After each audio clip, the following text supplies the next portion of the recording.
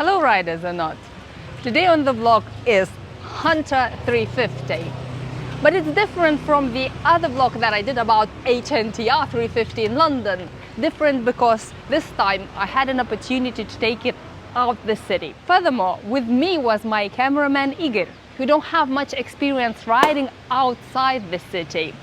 And when we spoke about the motorcycle, I thought that's a very good idea and that's a perfect opportunity to interview somebody who is less experienced rider outside and to ask him how did he felt on the bike like this. Normally he rides in the city, he rides a cafe racer BMW K100 and he rides a Honda, what Honda you ride?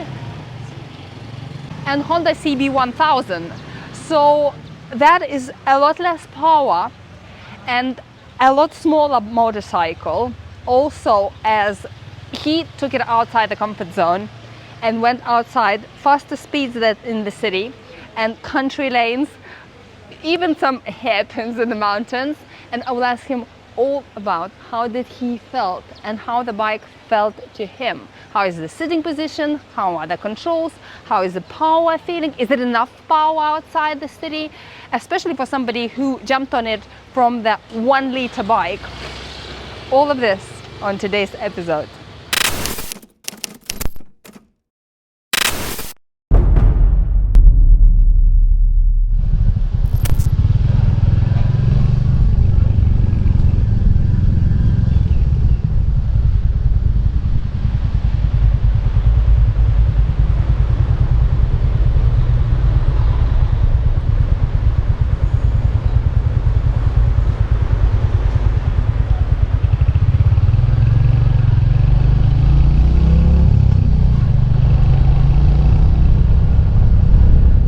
I did my first Hunter review on a press day in London, I knew I have to ride it more.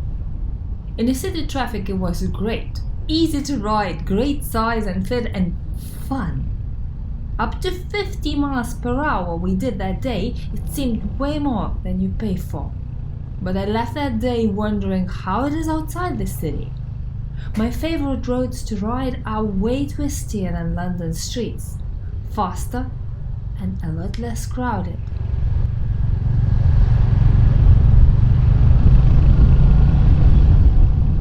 Who would have guessed? Just a couple months later I will have this opportunity to ride Hunter in Thailand. Once again, thanks to Motorvilla, it's day 3 now I am spending on Hunter 350. I rode it in Hua Hin traffic, narrow back streets, roadworks, train lines and, most important, highway-like roads and twisties to the jungle.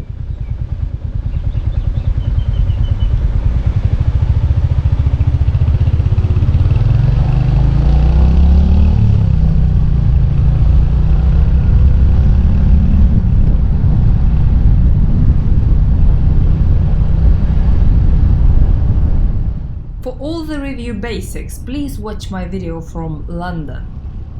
Today it will be a little bit different. Enfield says Hunter is designed having a beginner rider in mind. This is why I decided that Iggy's opinion in this case might be a lot more valuable than mine.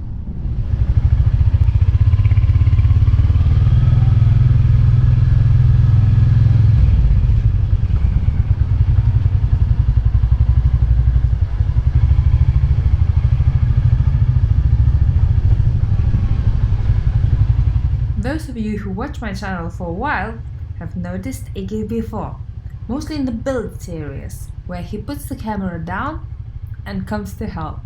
We could call him a fairly new rider. Most of his experience is on the cafe racer in the busy city. So while riding in Bangkok, he felt confident like at home.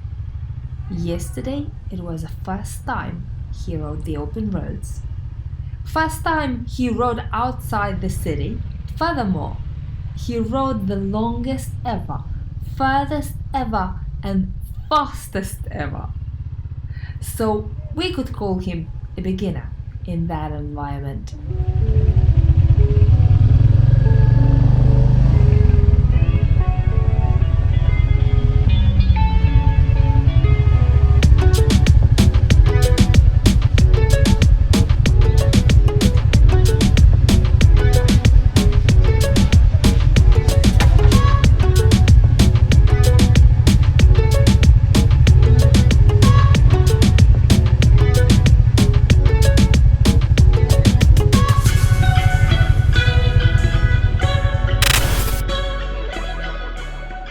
Can you tell what is your height?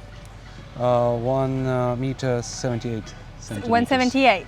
And can you sit down? I'll film you from the side and we'll show how it looks. I'm 175 and you can see how I sit on the bike in the previous episode of HNTR in London, or Water in London, and we will show how it looks for a male rider built like Igor, 178 centimeters tall. Yeah. And how is the sitting position for you? Okay. Can you reach the ground firmly with both feet? Yeah, I can. Does it make you Firmly. more confident? Really confident. Yeah, I can move it forward, back easily. Turning left, turning right, no problem. Yesterday we spent about 5 hours riding. Coming back from the waterfalls at the end of the day, did you felt any pain? No, I didn't. Would you say that this is a perfect beginner's bike? Yeah, I would. Why so? Changing gears.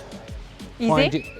Finding neutral, because it is a problem, I know, with some bikes to find neutral when you stop. Also riding position, as I've said already.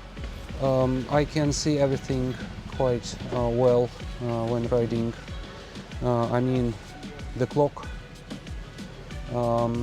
Even though I know that you don't like Mickey Mouse mirrors, they are useful and much better than my custom ones on BMW, where I have to bend down to look left and right. Can you see clearly through the mirrors? Do you There is do you one cover problem. them with There is one your problem. shoulders? There is one problem. So when it's on and when I'm riding, they move all the time and I cannot see the cars quite clearly. Yeah, I can see you here. not here, but here more. Okay. Yeah, and they shake very fast, and I can only guess that there is some car approaching, but But that's still. normal when you ride faster. With my custom, not. No, they're not shaking. They're not shaking. So you say these I vibrate think it's more? because of this arm. It's too long and it's shaking when riding. If I can compare with Husqvarna, am I right? Yeah. Husqvarna? Husqvarna, yeah. Can I say something? Igor was riding Husqvarna 401, Svartpilen 401. Yeah. It feels more comfortable, and when I was going faster, I was more confident. It was more stable and heavier in So comparison with Husqvarna or Royal Enfield was more stable? Royal Enfield. Royal Enfield, that Was. 401 Husqvarna. Yes. Yeah. So, Husqvarna felt lighter. so after riding Husqvarna 401 in Bangkok, you would prefer Royal Enfield? No, I don't know. On the highway, I will. On the highway? I will. Yeah. How about the city? The city, Husqvarna. Husqvarna. Yeah, yeah. Why so? Nimble, more nimble. More nimble, quicker, Yeah. more torquey. Light and faster.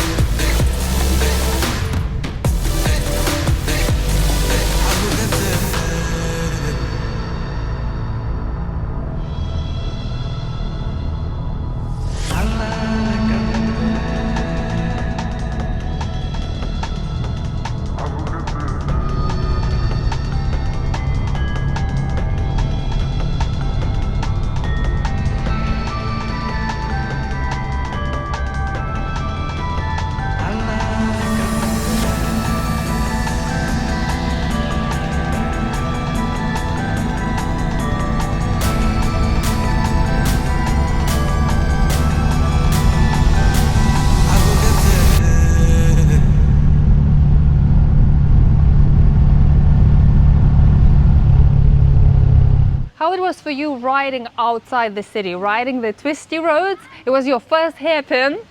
Yeah, it was. Congratulations. Thank you.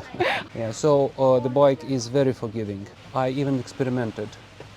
I tried third gear, fourth gear, fifth gear when riding, listening how well it went, because I'm not so good and I cannot figure out from the very beginning how good the bike is, so I experimented with that from the very beginning. What would be your conclusion about Hunter 350? A very good bike, very forgiving, very nimble, even though it is very classical to my mind. Easy to ride both in the city and outside the city, especially in the country like this. Easy to control, very forgiving first, and the main thing for me, very forgiving.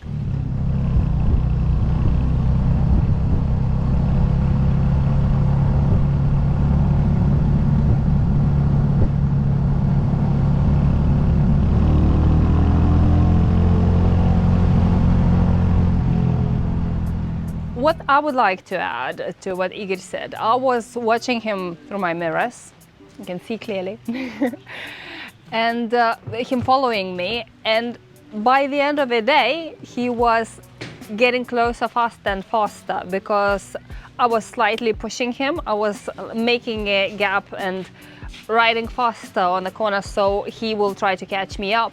And by the end of the day, he was catching me quicker and quicker. It means he felt more and more confident to ride faster speeds, to do the corners quicker and getting more confident with the bike. As you heard, he was experimenting and trying different gears, playing with the bike. That's exactly what you need being a beginner rider. You need a bike you feel confident enough to push yourself to become a better rider, and to feel confident enough in the city, like I rode in London, and here in Thailand, where traffic, even outside the city, even when it's quiet, can be completely unpredictable and somebody can jump in front of you. So you have to feel confident. And this is what it is. You feel confident on this. It was first time I was riding Hunter 350 outside the city as well. In fact, it was the first time I was riding Hunter, not HNTR. And I can say that you can do it. I was riding up to the UK speed limit, and even though it's not the most stable feeling bike at 70 miles per hour, it's still doable. And if you need to go on the motorway, you definitely can do it. I'm very, very thankful for this opportunity that I had to interview Igor, who is more the beginner rider. In fact, he's a beginner driver as well. And for somebody like this to say that he felt like home on the bike says that this is a perfect beginner bike for a young rider as well, for somebody who just starts riding or driving.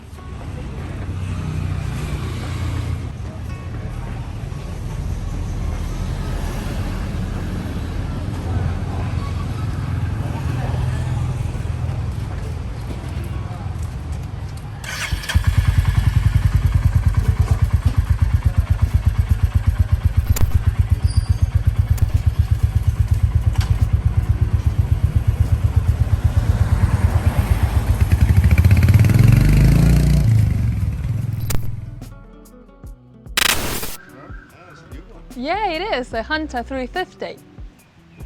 350? Yeah, it's great actually. It is? For this country, it's amazing. Yeah. Yeah.